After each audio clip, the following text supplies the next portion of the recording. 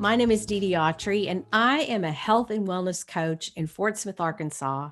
And I am pleased you've joined us for this episode of the Infinite Possibilities podcast. My goal in each episode is to provide you with inspiration and insights and ideas that can help you personally unleash all of the infinite possibilities in your life. On this episode, we are talking about a simple question. What is your why? Anytime you're goal setting, taking on a challenge, or trying to overcome an obstacle, it's important to have a powerful why. And to be clear, your why can't be a thing like, I want to lose 20 pounds, or I want to graduate from high school, or I want to get that new promotion. What we're looking for here is the underlying reason behind the thing you're trying to accomplish. It's the why underneath the why. The why that is motivating you to achieve your goal. When you can articulate your why and keep it front and center so that it's always crystal clear, that's when you dramatically increase your ability to achieve your objective. As a part of my coaching practice, I am the licensee in Northwest Arkansas for Infinite 30, which is a rapidly growing, successful national weight loss and wellness company. Whenever I begin to work with a new Infinite 30 client, the what is your powerful why question is one of the first things we talk about because we understand how important it is. On this episode, I thought you would enjoy hearing from a few people associated with Infinite 30 and learn more about the why from both a member and a coach's perspective. And as you're listening, I encourage you to give some thought about some of your own personal whys. Like, what are your driving forces that could help you accomplish your goals or get you over that hurdle that seems to be standing in your way? My first guest today is Lisa Harris, and she is a multi-systems developer in the corporate office at Infinite 30. But she started her relationship with our company as a brand new member. Like a lot of people, Lisa had reached a low point in her life. She really had to dig deep to find the courage to take a positive step. And what Lisa learned in the process can be an important lesson for all of us. I tell you what really happened was December of 2018. I was just having a really hard couple of months. It was really, really tough. And I remember actually sitting in the car with my daughter, and I just started kind of crying out, like from the depths of my soul, really. I just apologized to her for the failures that I felt like I had. Just everything, everything. I was just at it was a really dark time in my life, really dark. Never been there before. But, I love the Lord, and I know that He has a plan for me, and I know that there's nothing that He can't handle, even when I can't. In my weakness, He's strong. And I knew that I had two choices to make. I could go one way or I could go the other way. And I have a family that I love. I have a husband that I love, and I could not even imagine going any other way but the best way, and that is to take care of myself. And so I decided, you know what, I'm going to give this Infinite 30 a call because the proof's in the pudding. She's doing great. It really does work. Maybe this is something I could do. So I called him up. I went to the seminar and signed up with all the fear in the world. And not that the program wouldn't work, but would I be able to manage it? Would I be able to see it through? Would I be disciplined enough to do it well? And what I did was I got through it in 30 days. I journaled every single day. I actually decided to take the book of Proverbs. There's 31 chapters of Proverbs. Excellent idea. And so every single day I read a proverb, and I would take something out of it and I would journal about it. But I also logged all of my food. Every single thing I ate, I logged it. I just made sure to really keep tabs on everything that was going on. And I told my family from the beginning too. I was like, you know what?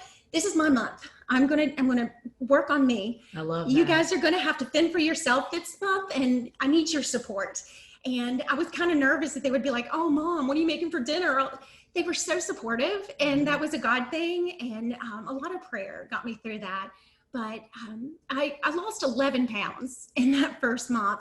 And it might not seem like a lot to some people, but to me, it was really, I thought I did great. Yeah. And there was no stopping me. I was ready to go and keep on going to my goal. So let's go back for a minute, because you were sitting in that car. Yes. Crying. Yeah. Overwhelmed, exhausted. Yes. Probably felt like you didn't know where to go, what to do. And so lots of fear surrounded that. So tell us about, how you take fear and move it towards something. Faith. Yeah. To faith. Yeah. It has a lot to do with where you place your focus. And I knew that if I focused on that fear, there would be no way to conquer it. There would be no way to get over it at all. And so faith was definitely what I fixed my eyes on Jesus, and I did, and just begged him for peace and begged him for courage. I wanted to be brave, and that was really my why. And I have it written down. I want my kids, I want my husband to know that I'm brave, and they can be too. And it really helped me to focus on what I needed to focus on, which was getting better for me. But when I got better for myself, I would be so much better for everybody else. Absolutely. And women are the worst. Yes. At thinking we have to be last, or putting ourselves on the back burner while everybody else gets to be their best or do their best. So I'm sure that having worked the front desk for a number of months, or however long you still do that to some extent, and that person calls, you can hear it in their voice. Yes. How do we help them? I get real honest with them. I say, you're telling me my story. I said, I've lived through this. I will tell them flat out, you can do this.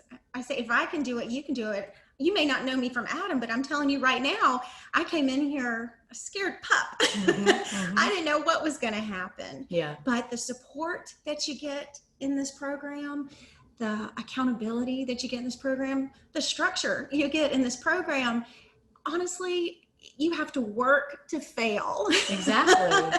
You really have to work to fail, because if you follow this program, you're going to succeed, and you're going to succeed past your wildest dreams most often. That's what I've found. Yeah. Yeah. Well, and it's interesting how, we know there is something that needs to happen for us. We either need, lose weight or whatever. We know our health is not good, and obviously that can be overwhelming. And yet we know there's an abundance of tools out there for us to go take advantage of. And yet there's always that hesitancy, because there's just that fear, and how that fear just will push back on us like nobody's business.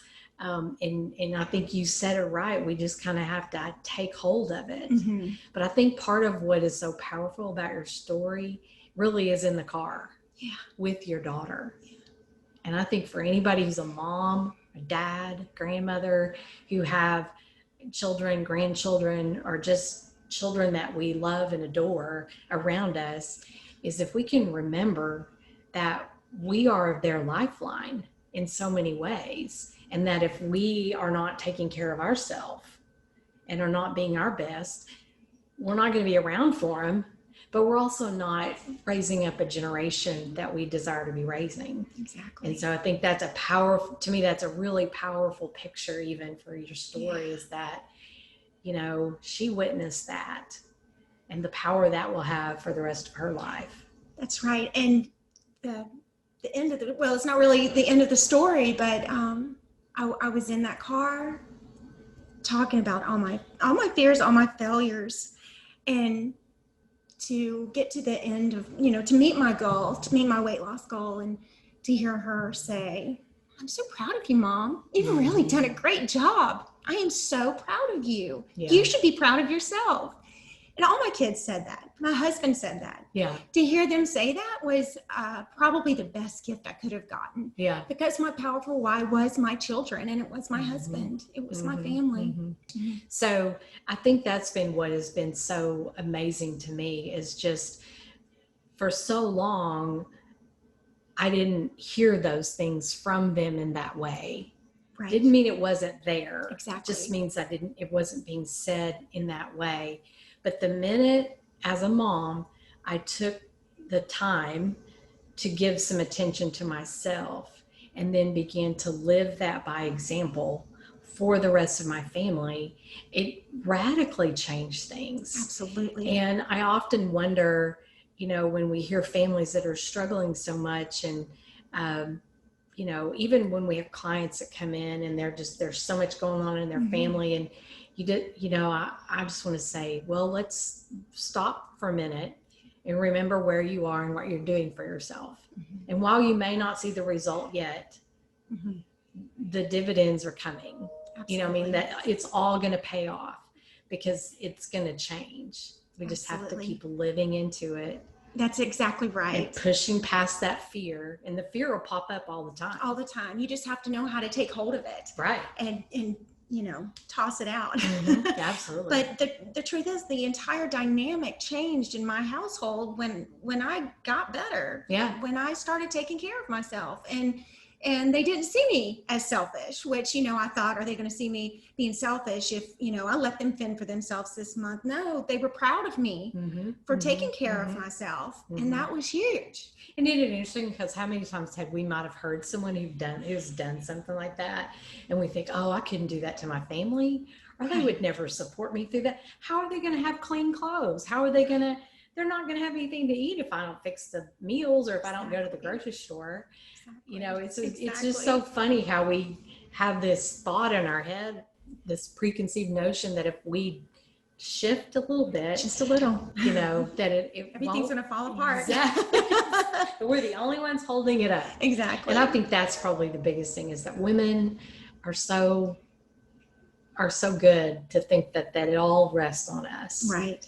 And while it may, as long as we're in this unhealthy place, it can't. And what we're holding up is not worth holding up. Right. Exactly. Yeah. So that's exactly right. I think that's amazing. I think, I'm sure we have lots of moms and lots of people in our program who have kind of similar stories. Absolutely. But once we recognize that old, adage of putting that face mask on ourselves, I was actually going to bring that up. It's true. Yeah. You can't help somebody until you've helped yourself. Right. That's awesome. Very true. Well, thank you. Thank you so much. It was my awesome. pleasure. Awesome. I enjoyed it.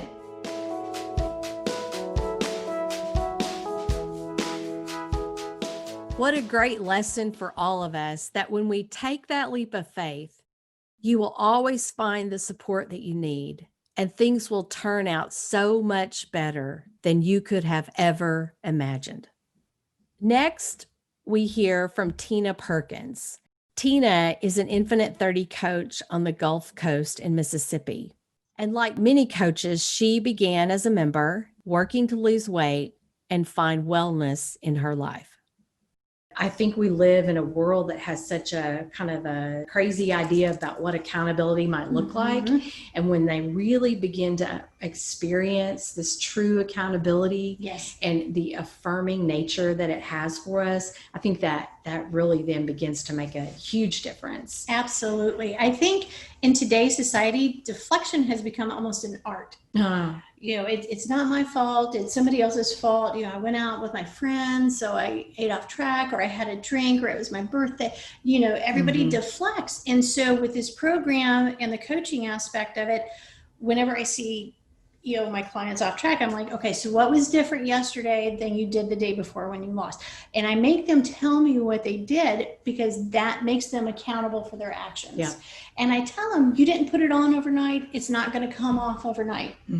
That's right. We're in this for the long haul. We're going to get you where you want to go, but trust the system. Trust me. We're going to get you there, and just be patient. What is it you say to that client who's coming in, who just may not have had a very good week, or, you can feel them kind of starting to separate from you. How do you keep them engaged Sure. and motivated? Well, that's where making that one-on-one connection with your people, truly understanding why they started the program to begin with. Because everybody says, oh, I want to lose weight. Okay, why do you want to lose that weight? Is it a health issue? Is it just because you're not comfortable in your own skin? What has gotten you to the point to where you are sitting here with me?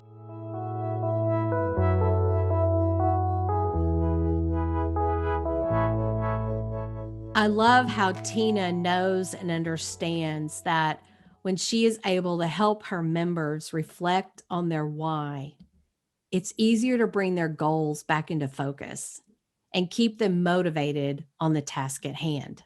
The why is often an underlying motivation you're using to overcome a challenge. It may involve a personal relationship or a profound experience or an emotion that you're even trying to suppress. Sometimes you have to do some really hard self-reflection, a deep soul work to really understand the reasons why you want to accomplish a specific goal. My next guest is Gloria Gettle, who also entered the program as a member and now facilitates and manages the Infinite 30 location in Raleigh, North Carolina. Gloria still loves to coach, and as you will hear, she does a great job of working her personal why into the work she does with her members. So what's it like for you to really help that client really hone in on what their why is? What's it like? Some it's harder to pull out than others. Sometimes I think that's a work in progress. Sometimes it's hard to understand what their real why is. I think that is a development sometimes for folks. I knew I wanted to lose weight. If I go back to my journey, Sure. Did not understand that my why was transforming. Some of these know, and I think I can say this without crying. Here I go. Mine was my precious daddy. And it was very deep, and I didn't know it was there. And I would go with them to doctor's appointments. And my dad would always say, after they got weighed, would you like to be weighed too? And I'd say, no, Daddy, I don't want to. I was 50 pounds heavier. I didn't want to be weighed, much less them see, Exactly. So I realized at that point he was trying to encourage me to lose. He knew I was not his little girl, the healthiest little girl that I had been. And so I started seeing my daddy, who had been diagnosed with dementia, start slipping away. And I thought, I'm going to, before he completely may not know who I am, I'm going to let him see me do this. So that was developing. And so I remember that. And I think there are other people out there just like me that may not know really what their why is. I ask people sometimes their goals, and they'll know what they want to lose, but they don't know sometimes the reason why. And so I will share my story with them. I just lost my dad back in March, and it's just taken me a little bit to be able to talk about it. And it's still hard. Sure. But I think when I relate to them like that, they'll see what I'm talking about. And so then they'll start searching deep down. Why are they really wanting to do this? I do hear a lot of folks say they don't want to be diabetic, or they don't want to go down some of the health journeys. And so that's wonderful to realize that. But I want them to realize it's that magnet, as Austin says, that magnet that keeps them pulling forward. That's not going to let them stop. I think it's amazing in our job as coaches when we really are entering into that conversation of the why and the progression that we get to see with people who stick with us over the long haul, but to really see that why move into that deeper space. And then even once they kind of get to that deeper space with that why, it's like this light bulb goes off, and they like, oh yeah, because now it's not superficial or just kind of common as to what other people might say or why other people might be doing something, but to really get into that. And I think it's challenging too, to help them understand the value of that why. and that how that really does, like you said, becomes that magnet. Yes. That what keeps us pulling to, keeps pulling us toward that ultimate goal. So yeah, it's amazing how the why makes such a big difference. And we've got people that are going to be listening that may not necessarily be on a weight loss transformation, but maybe they're on some sort of transformation, and there's always that need for the why.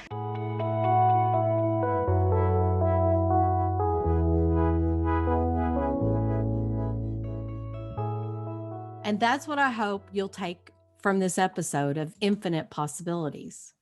We've talked about successful stories of weight loss today, but really focusing on the reason behind whatever it is you're trying to accomplish can make all the difference. On a future episode of Infinite Possibilities, we've got an inspiring story of overcoming a serious addiction, but it's probably not quite what you're expecting. Joyce was addicted to sugar and junk food. Does that sound familiar? I know it does for me. We'll talk with Joyce and learn about her struggle and find out the steps that she's taken to kick the sugar habit once and for all. I hope you'll join me to hear Joyce's story. I'd like to wrap up this episode today with a mindful moment, a brief recap of what we've talked about on today's show and some reflections on how we can apply them in our everyday life. You have heard some great insights today from three ladies who are walking the talk, so to speak. What is your powerful why? This can be an intimidating question for some, but it can also be the threshold to deep transformation. That is the beauty of being engaged on a journey of discovering a better you. One of my motivating factors in the work I do as a coach is to join others in this journey of discovery. I've spent the last 15 years or so investing in my discovery of my why.